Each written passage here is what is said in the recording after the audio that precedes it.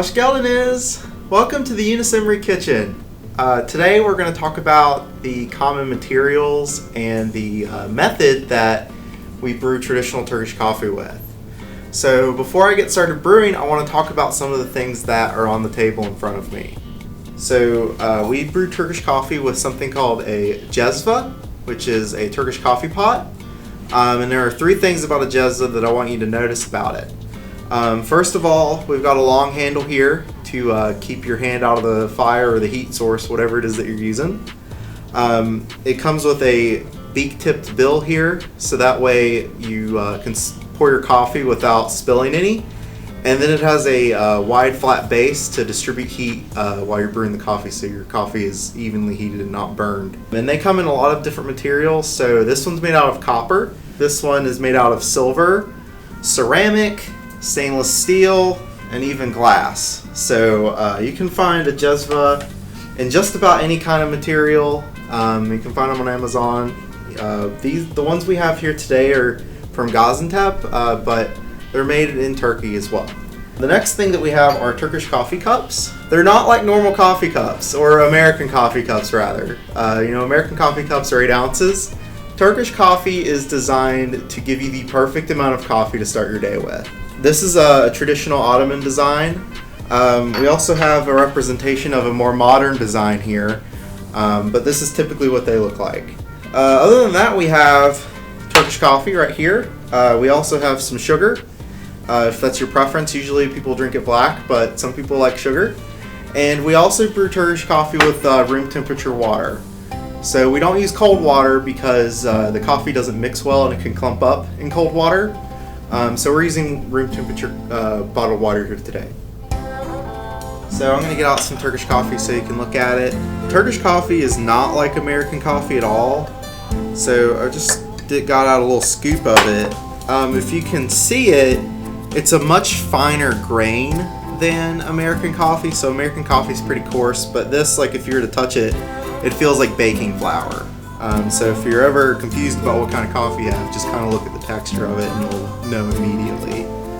So let's actually get started making the coffee. So first, you get your jezva, and what we're going to do is we're going to get some water here. I have the Turkish coffee in a container right here, and what we're going to do to get started is use our Turkish coffee cup as a measuring cup. Pour out some water here. Try not to get it everywhere. Alright, then we get a scoop of Turkish coffee.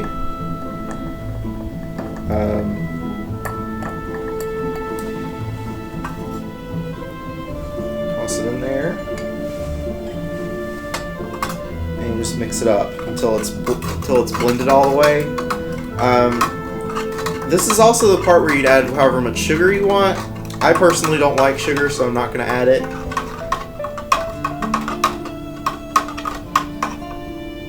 Okay. So once you got your coffee mixed up, you just go over to your heat source.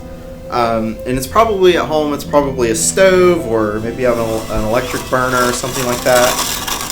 What we're using here today is called the kub makinesi. So that means sand machine in Turkish.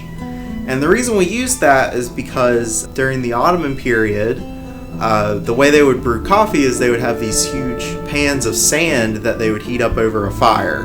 This is an electric burner, so it's a little bit different, but the concept is the same. The sand is helping heat the coffee. This machine was made in Gaziantep, and then the sand comes from Kutea. It's not actually sand, it's a ground up ceramic, ground up to look like sand. So now we're just waiting for the coffee to boil up. You don't want it to overboil, you're just waiting for it to start to boil. When it starts to bubble, you pull it off whatever burner you're using. And what we're going to do is we're going to skim the top of the coffee with a spoon here. When you're brewing the coffee, there will be a kind of beige or white foam that will start to build up on the top of it. And what we're doing is we're scooping out some of that foam and putting it in the coffee cup. And the reason you want to do that is because it helps make the rest of your whole coffee creamy instead of just the top. And then we're going to put this on for another 10 to 15 seconds, just long enough for it to get hot again and to bubble a little bit more. And then what we're going to do is we're going to pour the coffee, and you want to pour it gently and slowly. You don't want to, because if you dump it all out at once, it'll spill. And we're pouring it grounds and all. Turkish coffee, do not separate the ground. It goes into the cup with the coffee. Okay. To serve it, all you have to do is get some lokum, which is also called Turkish Delight. And every time you drink coffee, you're supposed to have a Turkish Delight with it. It's a nice little sweet treat to have right after you finish drinking your coffee.